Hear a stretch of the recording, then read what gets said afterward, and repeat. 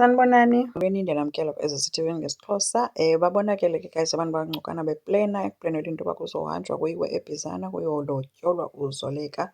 ULazarus ke usajeste into yoba uAzanda angahamba uyolobola, kodwa utata ke wathi nje no, aqaleni namakhwenkwe ukuyolobola. So khumbula into yoba kuthiwe umfana akakaze elenzelwe isiko lobudoda. So yajapha kanjalo ke incoko. Bathe bemkhuza ke uLazarus tata suthetha kanje, wathi omnye no, thetha mna ndim omdala apha. Wathetha uNonceba uyathetha, wathi tatakhe ndithi phuma. Waphakama ke uNonceba wabashiya kanjalo, washiyeka esithi ke abantu abahamba lobola ngabantu abalaziyo isiko. So umntu ongazange enzelwe isiko akazukwazi uhamba into edibanise nesiko. Ilobolo inesiko phakathi. But ke uAzande kuthe mabangabe beyithetha kule nto because uyayazi uba yena akayenzanga le nto funeka yenziwe and akalwi naye akamxaka banayo. So kulozoleka babonakala uZoleka nabo befika belangazelelwa ngobubele ke ngumamakhe ke notatomncinci wakhe ke uLimetyeni. Limetyeni lowo ke o-excited ngeyona ndlela ke uthi uyaqala ubona umntu olotyolwa okwesibini kulaa ndawo yabo. Nakhona elotyolwa ngabantu abangoonezimali ezingaka. Bathe ke befika kuZoleka bebe behagwa kuyiloo nto ke. Wawesevela ke guys noThumeka, but uThumeka utyhafe akanawo nomdla wabo. But ke uqhawe wabemvuyela ke waya ke wafika wamhaga ke nje kamnandi ke njengomzali. Then kwabe sekufika noYanga naye wazohaga ke uYanga, ehaga uqhawe plus uyohaga umakazi wakhe uZoleka esithi guys mna ndicela nindithathe apha nindibuyisele eGoli. Hayi kuyabhora apha akukho bomi. Kwabe kuhlekwa loo nto ke. So into eyenzekile uMagaba ke abesesithi ke kuLimetyeni wakhe bahambe noqhawe besethatha uYanga bemka. Washiyeka ke uZoleka noThumeka. Ushiyeke esithi ke uZoleka kuThumeka, hayi ndifuna ke sithethe mntase ngalaa nto yale hagu oyibonile yam noHlathi. Athi uThumeka, hayi andisekho apho mna ungazistresi, into ebalulekileyo ngoku ingawe into. Athi omnye uthetha ukuthini umthanda kangaka uHlathi utsho kanjalo. Athi omnye yho ndiphumile mna kwinto edibanisene noHlathi. Hayi ke abesesithi kuThumeka, heyi loo nto une-luck ntombi because ngoku uzotshata okwesibini. Athi phofu oko wawune-luck sisengabantwana. Uyakhumbula into abafana wena oko babefuna wena.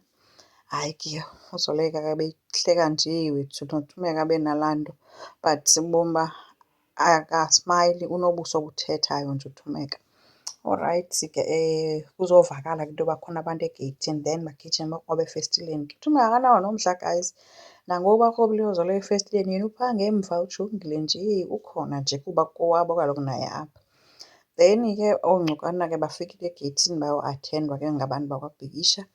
Bafika ke ooBhikishas ke phana nto baphethe le mali ke abantu bakwaNgcokana yemvulamlomo. Khange babe besokoliswa ke nguLimetyeni. Uvele waya wothatha imali xa eyijonga, yho ingakanani. Waqonda uba akho kwanto azawuphinda ababize kwamali aba bantu bagqibile. Ayiyo laa nto uba kuthiwe bangeniswe nge-R200 okanye nge-R100, bavele bangena nje. Khange babe besangena nongena ke bavele bacela bathi, guys thina umntana wenu siyamazi, sizocela ukwenza izinto ngendlela eyohlukileyo kodwa indlela eyiyo sizongacela ungangeni apha ngaphakathi. Babe sebesithi abakwaBhikisha, hayi ke nina ninjalo ngoba na-last time nenza kanje nasimoshela into edibanisene nokuhlawula phakathi, senifuna kwenzeke ngohlobo lwini. Wabesesithi uNgcokana, kodwa ke ekugqibeleni kwenzekani ke after sesihlawulisene. Sokhumbula bathetha ngobavumile apha lo ngokwaHlathi. Hayi ke kude kuvunyelwane ke guys ke into yoba makuhanjwe ke kubizwe ke ooZoleka baxelwe umntu ezimotweni semka imoto. Kwabhekwa efama apho kufike khona umhlambi weenkomo ezingakanani.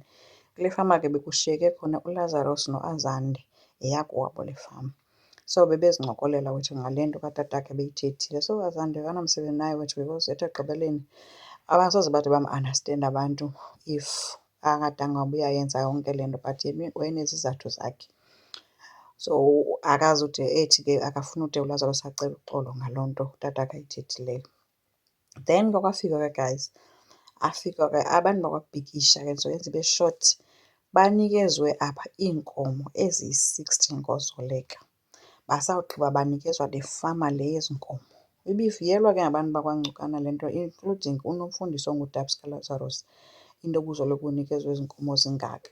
hhayi ukuthi ekuthiwa unikwa nefama bajala kubuso bakhe because kaloku uthi xa seyibiza umntakwabo ecaleni esithi, hayi bo, ude umnikeze nefama kwenzekeni ntoni, kutheni khona unganikhonsalthanga xa uzawukwenza ngolu hlobo wenze ngalo?